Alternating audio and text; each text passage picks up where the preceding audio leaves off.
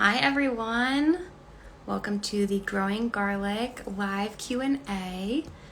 I'm going to be going live with Mary from Peaceful Valley. So let me get her on the live real quick. Let's see when she's joined.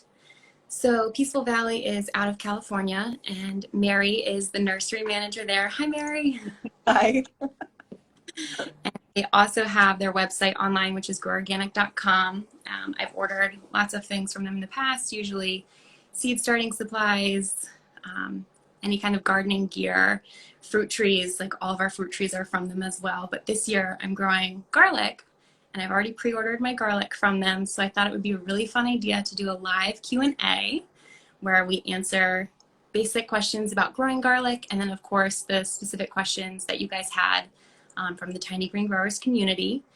If you have any questions that don't get answered in the live, feel free to shoot us a DM or go to their website. It's groworganic.com. They have tons of blogs, articles, PDFs, you name it, they have it. So with that being said, should we get started, Mary? Sure. So first and foremost, the two types of garlic, hardneck, softneck. What can you tell us the difference there?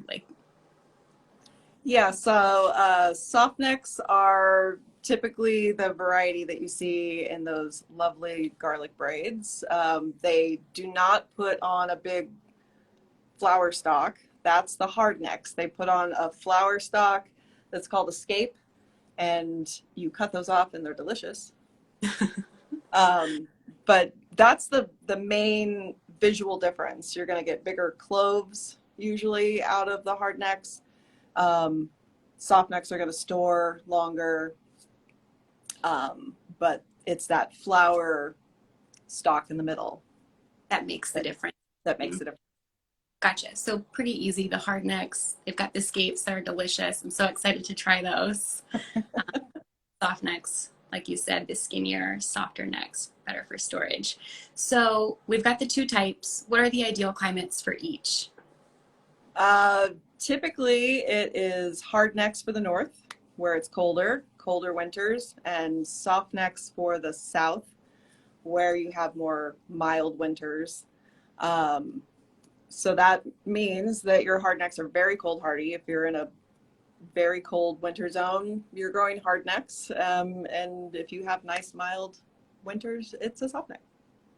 Is there any space for overlap there, or is it just a hard and fast rule where, the north grows the cold hardy and the south goes with the soft neck? There's always a fuzzy middle where you can kind of get away with it either way. And I personally always practice zonal denial, where I try to grow stuff where it doesn't necessarily intend to grow. So yes, right in the middle, you can get away with it. The hard necks, sometimes if you're in a warmer climate, they just need a little more maybe refrigeration because they need that cold period before you plant them. Got it, to kind of mimic those northern climates with the Yep. really chilly winters. So throw it in your freezer or fridge for a little bit Good. before. Yeah. I simulate those cold northern winters. I'm not jealous of those. Been there before, and it's brutal. Yeah. So Virginia, Zone 7A, Richmond, we're in kind of that transitional zone. So You can do either one. yeah, so I'm excited to try them both and see what works best here. We also have these little microclimates in our front yard versus our backyard garden. So just experimenting to see what grows best where. I'm really excited to try it. Um, but that's good. I feel like a lot of things in gardening aren't like a hard and fast rule, which is we all kind of just live in the gray zone. That's right. Exactly. Uh, so soft neck for long-term storage, hard neck can also be stored, but for a shorter time period. Is that right? Shorter time periods, yes. Yeah. And then where can I grow all of these garlics? Should I grow them in the ground? Should I do a raised bed? Could I do it in grow bags? You could do it in all those things. You can do it in whatever space you have. If you only have a porch, you can grow them in containers. You can grow them in the ground and have fields of garlic to look out over in the winter. or just a little couple of grow bags. You can use whatever you have on hand as long as it has drainage holes. You want to make sure it has good drainage. Garlic doesn't like to sit in soppy, wet soil. Gotcha. No wet feet like the citrus. So some of those smart pots that wick away the extra moisture Smart too. pots are great. I've done them in smart pots. I've done them in small as 1 gallon containers. It'll grow. I mean, garlic is a great thing to start with, and it's kind of the gateway thing to year-round gardening. It'll get you going. You'll be Going hooked. perfect. So for gardeners, if you don't have a fall garden planned, Put in garlic. some garlic. But you'll be committed to this space until about like July when we pull You it. will be committed to that space. You do have to remember that. Yes. So we're growing it to July in most areas, right? When should we put it in the ground? Ideally October. You could do September. You could push it to the end of October, maybe fudge it into November if you're in a milder climate. October is that's what you're aiming for. Best bet. So by Halloween, preferably. Yes. Easy enough. And then we talked about the garlic not having wet feet. Is there anything else, like amendment-wise, that garlic prefers in the soil? Garlic likes good drainage. It doesn't like hard compacted soil. So if you have clay, you're going to add compost. You're going to mix that in, loosen it up. If you have sandy soil, I would also add compost because that's going to help increase the organic matter in your soil. If you have sandy soil, the water goes right away. So add some more compost. It helps retain the moisture. Clay, it helps break it up and loosen it up, because if you have this hard compacted soil, garlic's not going to want to grow very big. I feel like that's in Richmond, like we have so much of the hard clay soil. So no matter where we're planting in ground, that's why we have raised beds here. It's just, unless you're constantly amending, it's to get through for most plants. Especially, I feel like garlic wants to form pretty bulbs, like let it be. Yes. We talked about soil. What about fertilizing? What should I fertilize with? When? Is there like a frequency that you guys suggest? I would, at planting time, add some sort of phosphorus to the hole or the trench where you're planting your cloves. Phosphorus, it could be bone meal, it could be soft rock phosphate. Something in the hole at planting time gives it a good start, because you're after that bulb forming, and that's the food to help that bulb form over winter. Come springtime, when you start to see growth in everything, that's when you can side dress with an all-purpose fertilizer and do all your weeding, because you'll be doing that. It doesn't like weeds either, from what it's not like competition from other growing things that are not what you want, which is what a weed would be. Okay, so we'll feed it at the start, side dress it as we go along, and make sure that guy is fed and healthy. Perfect. Yes. Weed free. If I plant a pound of garlic, how much should I expect in return? Typically, you're going to get about 10 pounds out of 1 pound of garlic. 10 to 12. I mean, you may get a little more, you may get a little less, but it averages about 10 to 12. That's a pretty decent amount of garlic to have. Oh, yeah, but it'll go fast. You'll eat it. It's great. You should see the garlic situation in our house. It's just like, oh, this recipe calls for 2 cloves. Let's throw in 6. Like, yeah, that's normal, right? So if I'm at the grocery store and I see like this lovely head of garlic, so many pretty bulbs, what would stop me from getting that and throwing that in the ground? Why should I order online when I've got access to it here at my stores and I don't have to pay for shipping? Well, you can plant that garlic. You just may not get the results that you're after. Garlic, seed garlic is certified free of nematodes and other pests. It does not have any growth inhibitors on it that's going to stop it from sprouting. And if you are at the grocery store and it's organic garlic and it's a beautiful looking head of garlic, it's most likely a softneck. So if that's what you're after, there is nothing stopping you except the fact that seed garlic is certified free of pests. And that's pretty important. You don't want to introduce things like nematodes to your soil. Right. I can't imagine what that would do to everything else in the garden when you literally focus on keeping the soil so healthy. But then also, I guess, if you're in the northern climate and you just find a pretty bulb of softneck garlic at the store, Right. might not even be ideal. So, Exactly. and Exactly. the whole treated with stuff, I don't know how I'd feel about that going dry. So seed garlic is. Before I plant, you said put phosphorus down. Is there anything else that I should sprinkle in there before planting or be aware of that wouldn't get along with garlic? That wouldn't get along with garlic? I would give the garlic its own space. I typically only, if I'm planting a trench of garlic, it's just going to be the garlic. I'm always going to put the phosphorus in the hole, and I tuck it in with a layer of straw in my own garden. You could use whatever mulch you prefer, but it helps protect it over winter, tuck it in, and helps keep those weeds away that doesn't like to grow with. Keep it nice and cozy. Little garlic blanket. I love it.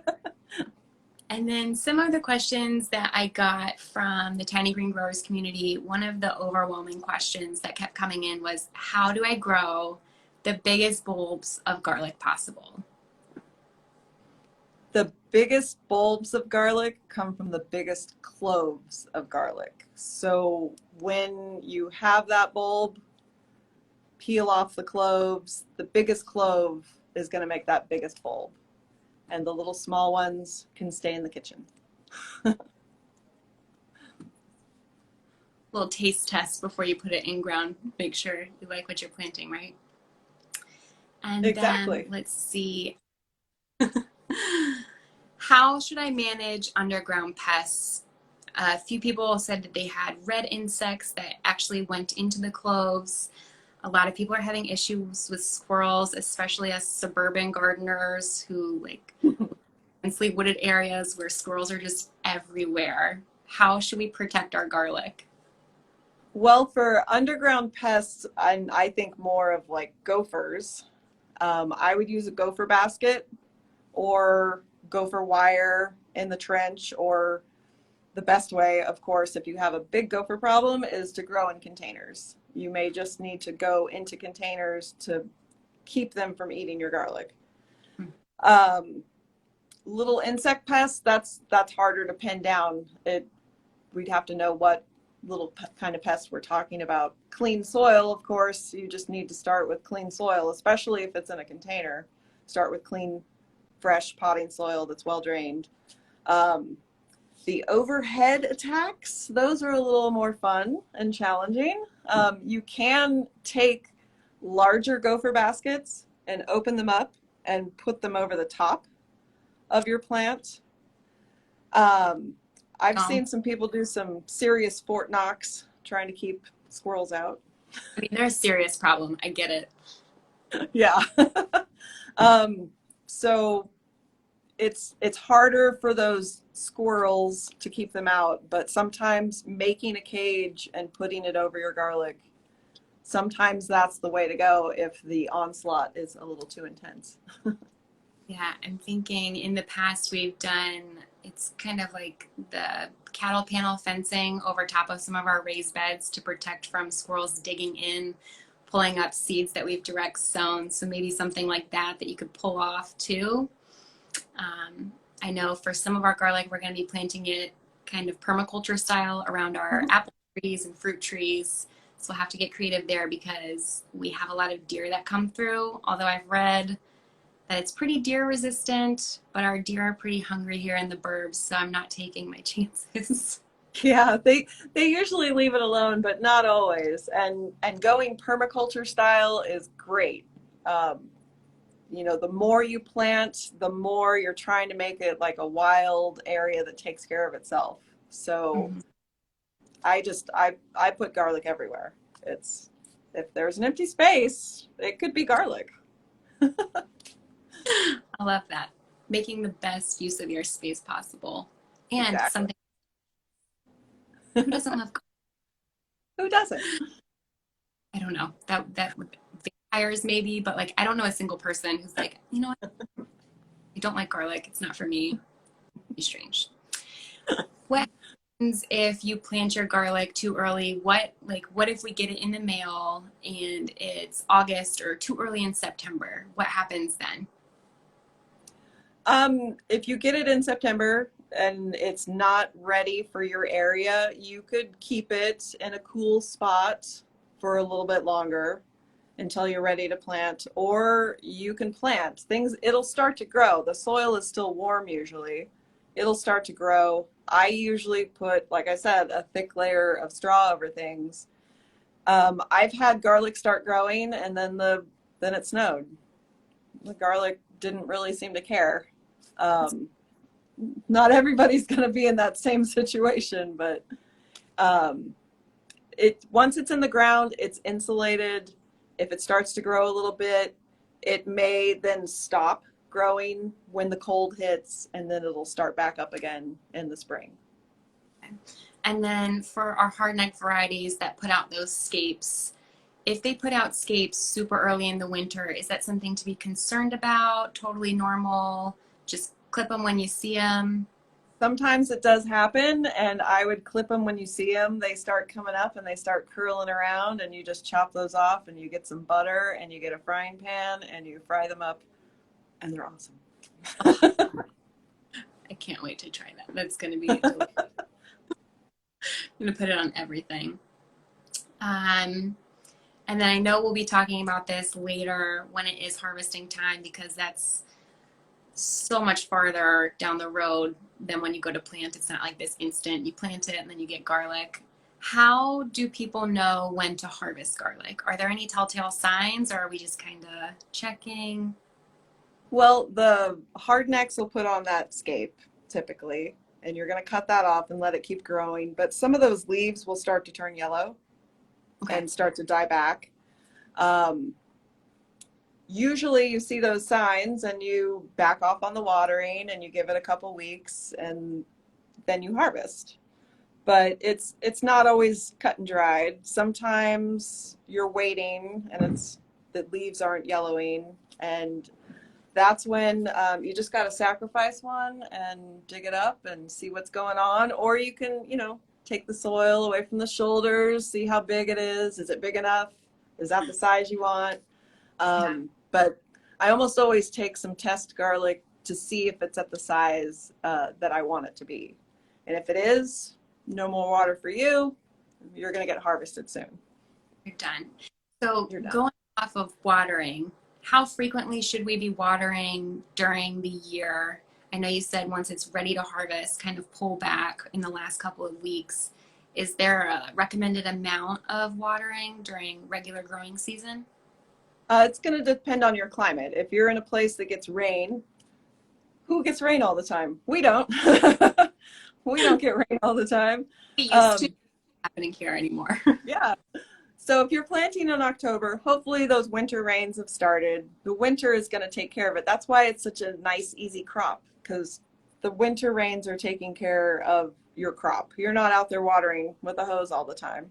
Come springtime, for us at least, it stops raining way too early and you have to start irrigating. You'll have to check your soil to see, but if most garlic at that point, it may only need it once a week, it may need it twice a week, it may need 3 times, but it's going to depend a lot on your conditions, your soil, how well it drains, and your climate. So again, that gray area of like no hard and fast for everyone. You just have to check on it, make sure it's happy and healthy. And Exactly. it's And if you're growing in a container, you're going to need to water it more often. so true. That's part of the reason why we're just not going to try it out in a container. I know you can, but the amount of stuff we already water, adding so much garlic in a pot, to me, a smart pot, whatever the type of pot, even if it retains a little moisture, just it's a lot. Right. Uh, is there a trick to get the one clove to separate into the big bulb? Some of our people in our community have planted one clove of garlic, and then that was it, and it just had the one clove. It could be a phosphorus issue. If there's too much nitrogen in the soil, you're just going to get green leafy growth, and you're not going to get a big bulb. If you only had one stalk come out of that one clove and nothing else form around, I would look at the soil and see, and timing and climate and variety. There's a lot of places to go. Anything really. Okay. But it's usually nutrients, though. That's usually the first place to look. It's a pretty hungry eater from what I've gathered. Needs a lot of stuff. It's trying to store up all that energy over winter, because that's what you're after. You're after that bulb. That's where it's storing all the energy. So it needs that nutrient to do that. That makes sense. Somebody asked, is it similar to growing shallots? Yes and no. Shallots, they're not going to get planted as deeply as garlic. Shallots, you're going to get them, they're going to have this little papery bit at the tip of the shallot. That's going to stick out of the ground. Whereas garlic, you're taking that clove and it's going down in the ground about the same height that the garlic clove is. So shallots stick up, they form more on the top. Okay. So the depth of planting, otherwise we're sticking a bulb in the ground, probably feeding it the same with shallots. Yeah. Okay. So just the depth there. And I think that answers that question. Let's see if I had any other ones. No, I think we got those. I'm going to go into the comments and look, just seeing the last one that came in. What form of phosphorus do you feed your garlic? Do you have any recommendations? I know you said the bone meal. Is there anything that you guys prefer to use? My personal favorite is soft rock phosphate. It's I use it for anything that is a bulb. I use it when I'm planting onions. I use it for the garlic. I use it for the shallots, and I use it on trees when I'm planting trees. It's just kind of the all-around easy and cheap. You can use bone meal. That's totally acceptable and also readily available. Most places have bone meal. Yeah, those are probably the two that I go to, but I get myself a big 50-pound bag of Calphos, and that's what I use all year. One bag and done for that nutrient. Exactly. All right. Are we too hot in Sacramento Valley to grow most of these varieties? I would mostly do softnecks in Sacramento, but I would also throw in some hardnecks, and just because they're delicious and you're not going to find them in the grocery store necessarily. Hardnecks, it's just hard to beat, so why not try it? I've grown hardnecks in the valley before and gotten away with it. It's totally doable. That gray area again. All right, let me scroll all the way to the bottom. I think that is it. If anybody has any questions, though, go ahead and put them in the comment section. Oh, more just came in. Do you start shallots in the fall too? The shallots? Yeah, shallots will also be available. The combo pack that we sell is a great way to try everything. It's got soft necks, it's got hard necks, it's got shallots, it's got elephant garlic. It's got all of those to try out. Like, oh, I need to some stuff now. Uh, Planting in Arizona, should I still start planting in October? I would probably still aim for October. The best way to find out is to check with your local ag extension or your local master gardeners to find out for your specific area when you typically plant that crop. We can certainly advise you, but I'm a Californian. I've lived in California my whole life, so I don't know Arizona really well. So I usually start looking for university extension office information when I'm trying to advise someone on different states. Yeah, definitely. And then I feel like Arizona has a bunch of different climates, really like any other state where you've got Yes. the desert, which I mean, it's so hot and then so cold all in one day. You have to have your entire wardrobe out all year round. Right. I think this might be a sarcastic question. Will garlic keep bats out of my yard? I'm assuming like vampire bats. I don't think so, but you want the bats around. It's not the vampire ones. Like, will be cool Yeah. if fly on over. Would it be okay to plant in a shady spot? Sunlight will reach it later during spring. So maybe in the winter they've got the lower sun going on and something's getting shaded. What do you think on that one? It's worth a try. I mean, you're aiming for a full day of sun for the garlic. But if you know your yard and you've paid attention to where the sun goes and where it is in the winter versus where it is in the spring and summer, if you have enough hours, you can probably get away with it. I mean, you're looking at, you want 6 hours-ish average of full sun. So if that's what you're getting, 6 to 8 hours. I try to aim for that. I don't always get it in my own yard. So I've also done this. It does work. Area. What if you're in like a full sun all day long spot? Will that be okay? Will that be too much sun? It won't be too much sun because you're going to use some mulch. You're going to keep mulch around there to help retain that moisture in the soil so it doesn't dry out so quickly. So yeah, you can do it. Perfect. And then what about here in New Jersey? It's been very wet here recently. So probably same answer on that one. Check. Check your soil and make sure you have drainage where you're putting it. If you don't have good drainage, then you might need to think about raising it up and putting it in more of a raised bed situation. And, raised beds don't have to be anything fancy. You can use whatever materials you have around to just hold that soil up. I've even had raised beds with no sides. It was just kind of a mound. There you go. Years after a while, but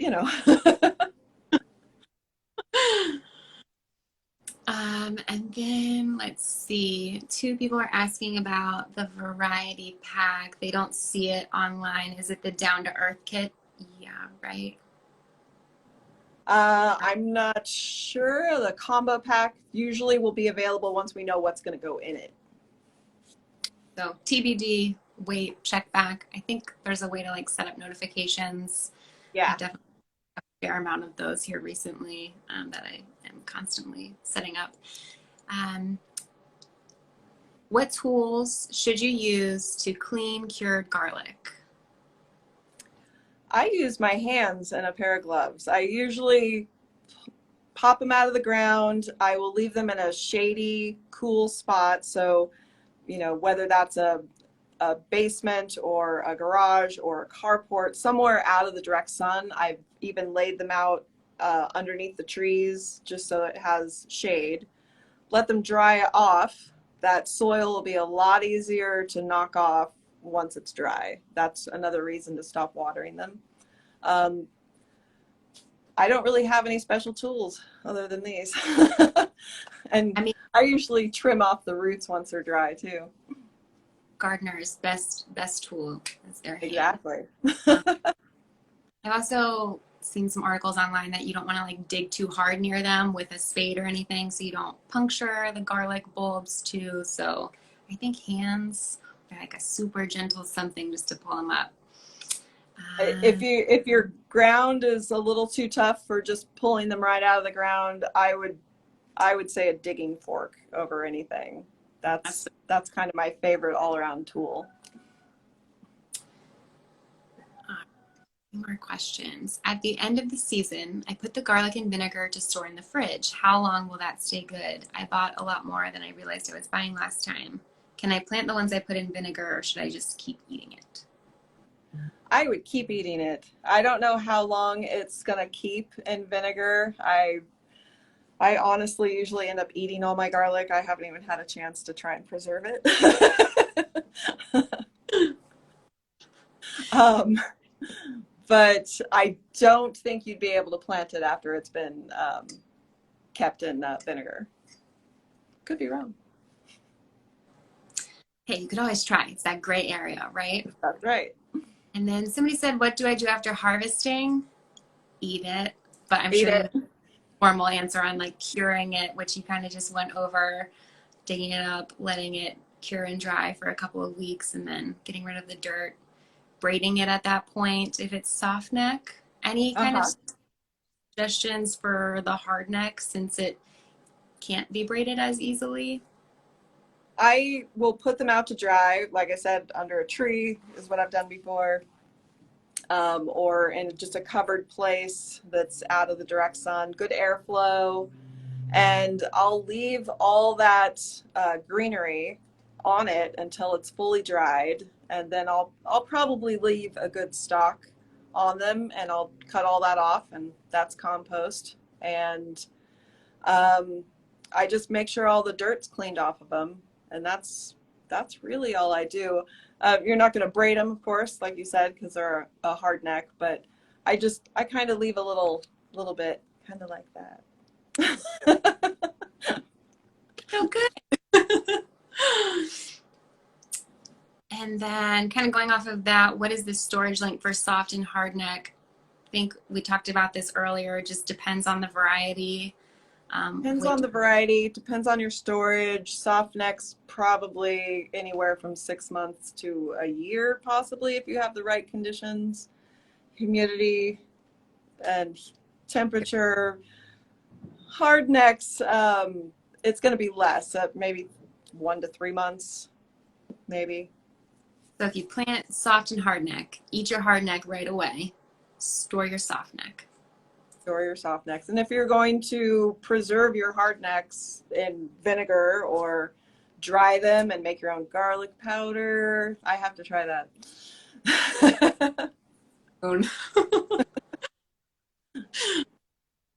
I know. I feel like there's so many things to do with garlic. I really want to try the garlic powder too, because I feel like the stuff Yeah. you get at the store is just like, it's just powder. Like it doesn't What taste is that? like, I don't know. Another question, do nutrients deplete in raised bed soil each year, and do we need to supplement each year? I would add more nutrients to your raised beds every year. I would, if you're putting in more compost every year just to help with the volume of it, but also you can add things like worm castings. Worm castings are great. You could add some cow manure, chicken manure, something to add more nutrients to it. You could supplement with different all-purpose fertilizers you could mix in there, but mostly I'm adding more compost, whether that's dairy cow manure compost, chicken compost, just some form of compost.